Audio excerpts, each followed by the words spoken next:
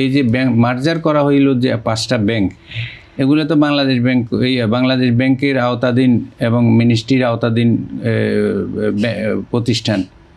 মার্জার যখন করা হয় এই ইন্টেরিয়াম গভর্নমেন্ট বা যেটা আমরা এখন বলি গভর্নমেন্ট, বর্তমানে যেটা চলে যাচ্ছে কালকের থেকে, এই গভর্নমেন্টেরই গভর্নর করেছেন।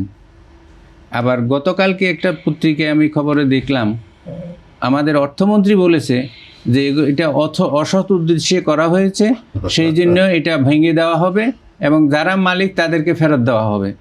তাহলে এটা কি ছেলে খেলা হলো? 5টা ব্যাংক একসাথে করা হলো, বলে অসৎ উদ্দেশ্যে করা হয়েছে। আমার কাছে মেসেজটা আছে, উনি বলেছে অসৎ উদ্দেশ্যে করা হয়েছে, এটা ফেরত দেওয়া হবে। তো তাইলে এই যে এইগুলোকে যে নষ্ট করে ফেলা হলো, ধ্বংস করে ফেলা হলো, এটার দায়িত্ব কার? এটার দায়িত্ব কার? অর্থমন্ত্রী গভর্নর করেছে, অর্থমন্ত্রী বলেছে অসৎ উদ্দেশ্যে করা হয়েছে। তাহলে কিভাবে হলো? অর্থমন্ত্রী সালাউদ্দিন সাহেব বলতেছে যে উপদেষ্টা বলতেছে যে এটা ভেঙে দেওয়া হবে, যার ব্যাংক তাকে দিয়ে দেওয়া হবে, এটা অসৎ উদ্দেশ্যে এই মার্জারটা করা হয়েছে।